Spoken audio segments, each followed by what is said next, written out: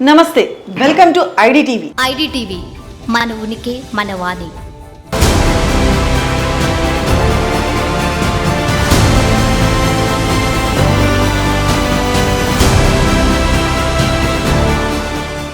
Technology ఈరోజు ఎంత develop అయిందంటే అసలు మాటల్లో చెప్పక్కర్లేదు. టీవీలు ఎస్పెషల్లీ 4K టీవీ ఉంది అంటే వావ్ అంటాం. అట్లాంటిది 8K టీవీ కూడా వచ్చేసింది, కానీ దాన్ని బ్యాన్ చేశారు. అసలు 8K టీవీని ఎందుకు బ్యాన్ చేశారు అన్న విషయాలను మనం సీనియర్ జర్నలిస్ట్ పాస్టర్ యాదగిరి గారిని అడిగి తెలుసుకుందాం. నమస్తే సార్. నమస్తే అమ్మా. Welcome to IDTV. Thank you sir.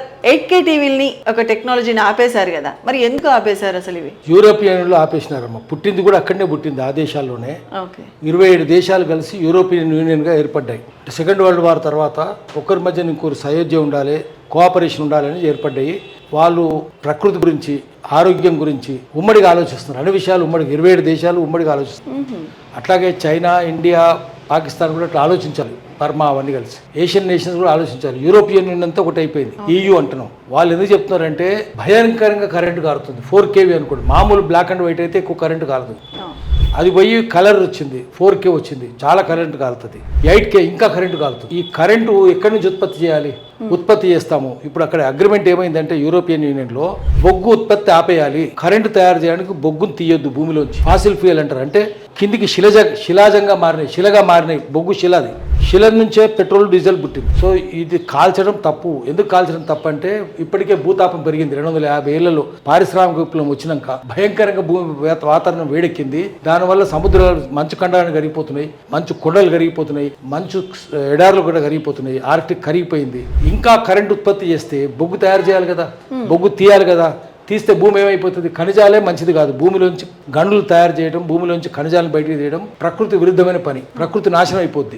మొట్టమొదటి ప్రకృతి నాశనం అవుతుంది. దానివల్ల పైన మట్టి అంతా వేస్తే ఏమవుతుంది? మొత్తం నాశనం అయిపోతుంది. సో అందుకని అట్లా వేయొద్దు. రెండవది ఏంటంటే ప్యారిస్ అగ్రిమెంట్ సంతకం భారతదేశం కూడా సంతకం పెట్టి 190 దేశాలు చేసినాయి.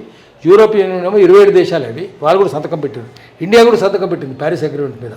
బొగ్గు ఉత్పత్తి ఆపేయాలి, వినియోగం ఆపేయాలి, క్రమక్రమంగా తగ్గించుకుంటూ పోవాలనేది అగ్రిమెంటు.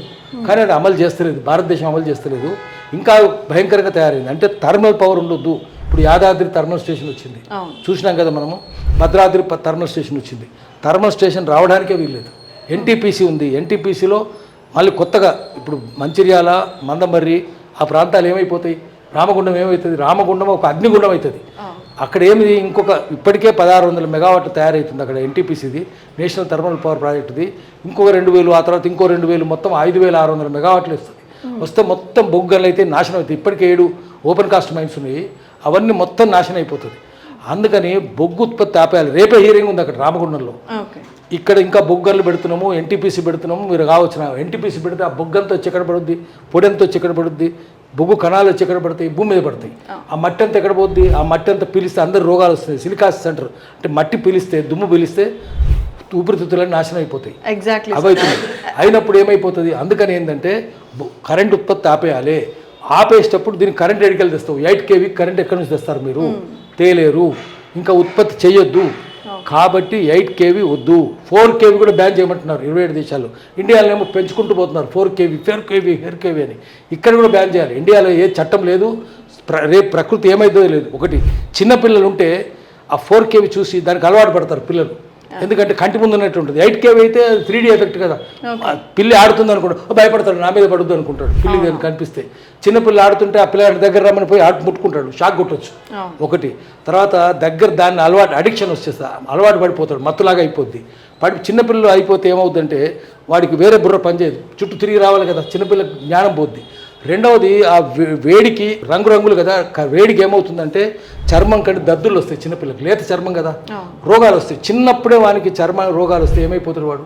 తర్వాత ఏమవుతాడు? జ్ఞానం పోతుంది, ఆరోగ్యం పోతుంది. సో అందుకని ఏంటంటే అక్కడ బ్యాన్ పెట్టినారు. యూరోపియన్లో, ఫ్రాన్స్లో పెట్టినారు, జర్మనీలో పెట్టినారు, స్పెయిన్లో పెట్టినారు. ఒక దేశం కాదు, పోర్చుగల్లో కూడా పెట్టినారు. అన్ని దేశాల్లో బ్యాన్ పెట్టినారు. అక్కడ ఉత్పత్తే చేయట్లేదు అసలు. అక్కడ ఏంటి, చివరికి సెల్ ఫోన్లు కూడా బ్యాన్ చేసినారు. చైనాలో అనుకోండి, చిన్నపిల్లగాడు కనుక, ఆస్ట్రేలియాలో కూడా అదే జరుగుతుంది. చిన్నపిల్లగాని చేతికి కనుక సెల్ ఫోన్ ఇస్తే వాడికి చిన్న లేత కదా, చేయి లేతగా ఉంటుంది, తంబు ఉంటుంది. దాంతో ఏమవుతుందంటే అంగుడితోటి బొటనవేలు పట్టుకోగానే అది ఆగిపోతుంది, స్విచ్ ఆఫ్ అయిపోతుంది. దాన్ని తెలిసిపోద్ది అన్నట్టు. ఇది చిన్న కుర్రాడిది లేత చర్మం తెలిసిపోయి స్విచ్ ఆఫ్ అయిపోతుంది. ఫస్ట్ వాళ్ళు పెట్టుకోనియరు, ఎందుకంటే వాళ్ళకి మిర్రర్ లైఫ్ అయిపోతుంది. మిర్రర్ లైఫ్ వల్ల రకరకాల బ్యాక్టీరియా వస్తుంది. ఏమైపోతుంది, జ్ఞానం కూడా పోతుంది. వాడు ఎప్పుడు 24 గంటలు ఇప్పుడు ఏమైపోయింది ఈ జనరేషన్లో 24 గంటలు మిర్రర్ లైఫే, క్వాలిటీ లైఫ్ లేదు. చుట్టుపక్కల తిరిగి రావాలి, జ్ఞానం అట్లా వస్తుంది. పొద్దున్న లేవగానే వాడు సెల్ ఫోను, కొంచెం లేట్ అయిన తర్వాత computer, cell phone mirror, computer mirror, TV mirror, ఇంకా బయట ప్రపంచమే లేదు, మిర్రర్ లైఫే, ఇంకా వేరే ఏం లేదు. అందుకని దానివల్ల జ్ఞానం పోతుంది, బుర్ర పనిచేయట్లేదు, రోగాలు వస్తున్నాయి, కంటి వ్యాధులు, భయంకరమైన కంటి వ్యాధులు. డాక్టర్లు అందరూ ఏం చెప్తున్నారంటే మామూలుగా 50-60 దాటితే, ఒక ఏజ్ దాటితేనే కంటికి పొర వచ్చేస్తుంది, కానీ యంగ్ ఏజ్లోనే వస్తుంది. ఎందుకు వస్తుందంటే 24 గంటలు సెల్ ఫోన్లు చూసుకుంటూ పోతే ఆ కలర్ చూస్తుంటే దానికి చిన్న చిన్న అక్షరాలు చదవలేక రోగాలు వస్తున్నాయి. చాలా శ్రమ, కంటి పాపకు చాలా శ్రమ అవుతుంది.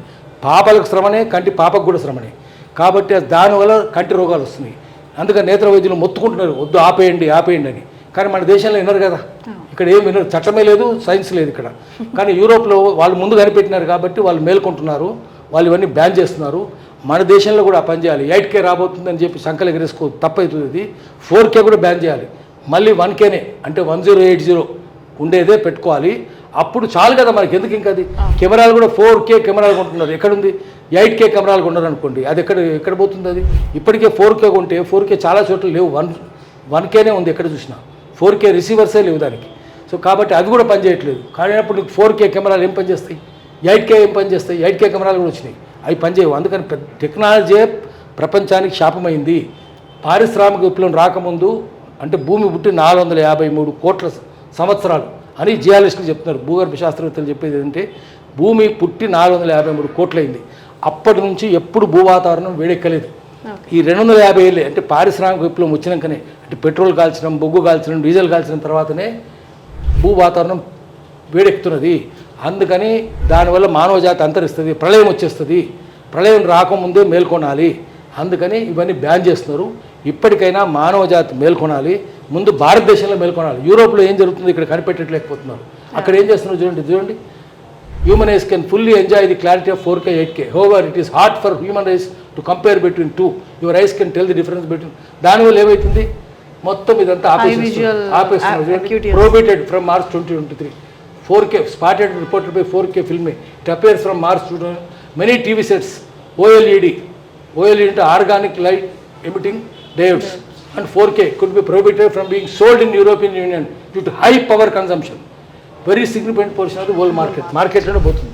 యూరోప్లో బ్యాన్ చేస్తుంటే ఇండియాలో మనకు 8K ఎప్పుడు వస్తుందండి అడుగుతున్నారు. అది మనం అక్కడ బ్యాన్ చేసినవి కూడా ఉంటే అక్కడ అమ్మకంగా నేను ఇక్కడ తీసుకొస్తే కొనేటట్టున్నారు, అక్కడ పనికిరాని నేను ఇక్కడ కొనేటట్టున్నారు. అందుకని తొందరగా మేల్కొండి, భూతాపం పెరగకుండా చూసుకోవాలి. దానికోసం ఈ టెక్నాలజీ శాపం కాకుండా చూసుకోవాలి. మరి టెక్నాలజీ అభివృద్ధి అయిందంటే దేశం అభివృద్ధి అవుతుంది అని అంటారు కదా, మరి దేశం కాదు, ప్రకృతి నాశనం అయిపోతుంది.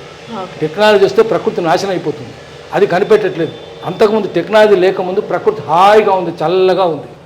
ప్రకృతి పారిశ్రామిక పెద్ద శత్రువు అయిపోయింది.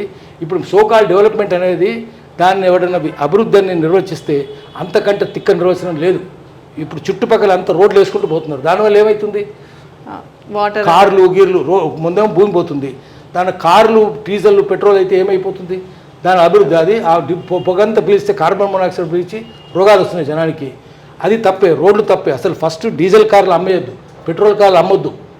హైదరాబాద్లో 70 లక్షల కార్లు 80 లక్షల కార్లు ఉంటే ఏమైపోద్ది, ఆ కార్బన్ మోనాక్సైడ్తో పీలిస్తే ఏమవుతుంది, పెట్రోలు డీజిల్ ఇవన్నీ కాల్స్తే ఆ పీల్చి జనానికి రోగాలు వస్తున్నాయి. ఢిల్లీ అంత కాలుష్యం ఎందుకుంది, ఢిల్లీ నివాసయోగ్యంగా లేదు, అది ఉండలేరు, ఎవరు మనుషులు ఉండలేరు, ఖాళీ చేసి పారిపోతున్నారు. ఢిల్లీ నుంచి బాంబే నుంచి కూడా పారిపోతున్నారు. వద్దు దీనికంటే ఊరికి పోయి గుడిసెల్లో ఉందామని చెప్తున్నారు. బాంబేలో బాగా కోట్ల రూపాయలు ఉన్నవాళ్ళు, డబ్బులు ఉన్నవాళ్ళు, 100 కోట్లు అంతా మన ఊరికి పోదాం, మన తాతల ముత్తాతల ఊరు ఎదురా, వాళ్ళ తాతలు ఎక్కడరా, వాళ్ళు హాయిగా ఉన్నారు కదరా, అక్కడికి పోదాంరా మనము. వద్దు మనం గుడిసెల్లో ఉందాంరా, ఇట్లా ఉండదురా, మనుషులు పిల్లలు బతకాలి కదరా, ఇదేందిరా ఎంజాయ్మెంట్ ఏందిరా, తప్పరా, ఇది ఎక్కువ కాలం ఉండేది కాదు, మానవ జాతి నాశనం అయిపోద్ది అని చెప్తున్నారు. అందుకని అభివృద్ధి అనేవాడు అని చెప్తే వాడు తిక్కలోడని లెక్క, మెదడు లేనోడు, వాడిని మెంటల్ హాస్పిటల్లో చేర్పిద్దాం. ఇదండి, టెక్నాలజీ అభివృద్ధి అయిందనుకుంటే ప్రకృతి నాశనం అయిపోతుంది. ఎస్పెషల్లీ మన పిల్లల లైఫ్ స్పాయిల్ అయిపోతున్నాయి. సో నెక్స్ట్ జనరేషన్ని కాపాడుకోవాలంటే టెక్నాలజీని ఎంతగా యూజ్ చేసుకోవాలో అంత మాత్రమే యూజ్ చేసుకోవాలి అని చెప్పేసి చెప్తున్నారు. Thank you so much.